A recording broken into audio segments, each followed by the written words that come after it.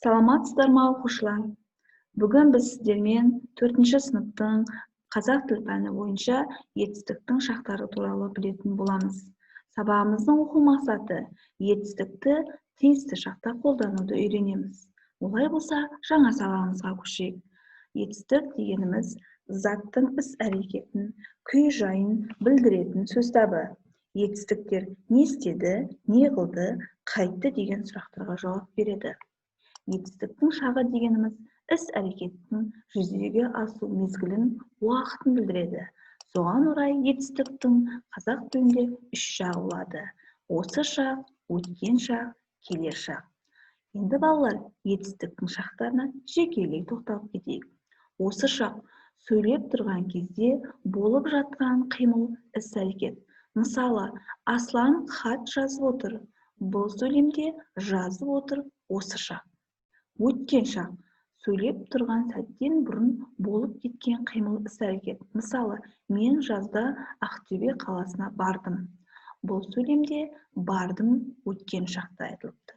Келер шақ сөйлеп тұрған кезде әлі болмаған, бірақ кейін болуға тиісті қимыл, іс-әрекет. Мысалы, Асан ертең нағашы атасына бармақ. Бұл сөйлемде атасы бармақ келер шақта айтылып тұр. Енді балалар, видеоролигімізге назар аударайық.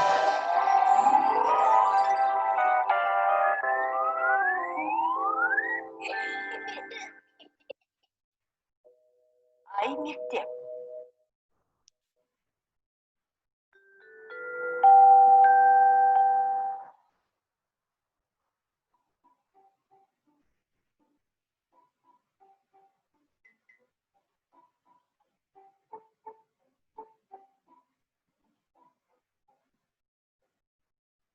Алан аға, сіз ылғи осы дәптерге не жазып отырасыз? Болма? Бұл күнделік. Қойыңызшы, күнделік ондай болмайды. Міне, мынадай болады. Я, ол оқушы күнделігі, онда сабақ кестесі, үй тапсырмасы, алған бағалар жазылады. Мынау да күнделік. Мұнда адам өзі істеген ісіне есеп береді. Алдағы ісін жоспарлайды. Ол не үшін керек? Біріншіден, өзіңді тәрбиелеуге. Екіншіден, уақытты тиімді пайдалануға. Үшіншіден, жазып үйренуге. Сонда қалай? Қара, мен саған түсіндірейін. Күнделікті әркім әртүрлі жазады. Мен мынадай кестеге 3 шаққа бөліп жазғанды ұнатам. 3 шаққа? Шақ, уақыт деген сөз. Адам әрекеті істеген уақытына сәйкес 3 шақта айтылады. Қазірге дейін, қазір және бұдан кейінгі уақытта? Иә, дұрыс. Оларды өткен шақ, осы шақ, келер шақ деп атайды.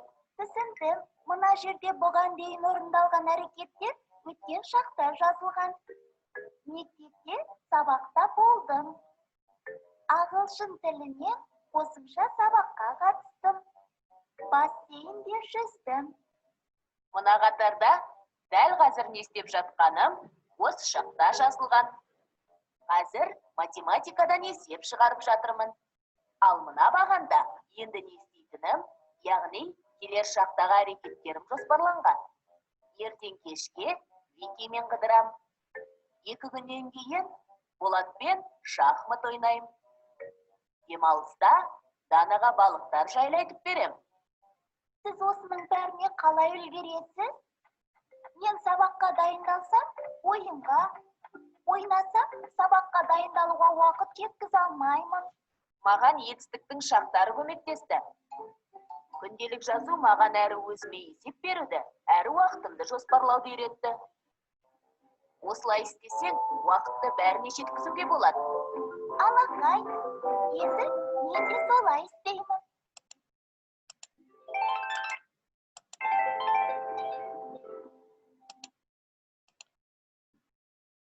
Енді балалар, оқулығымызды ашып, жаңылтпашты жатқа жазайық.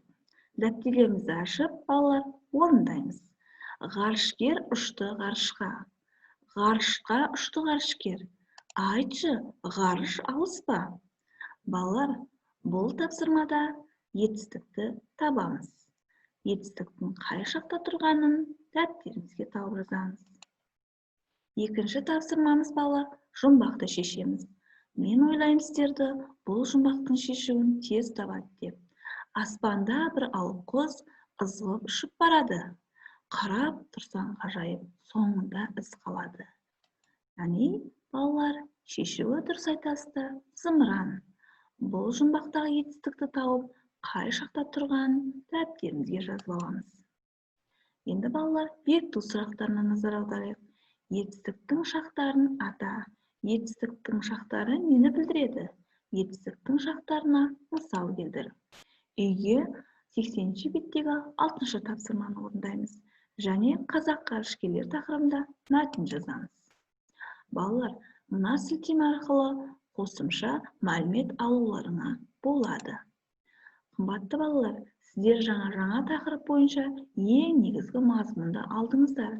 Жаңа материалды меңгеруде сәттілік.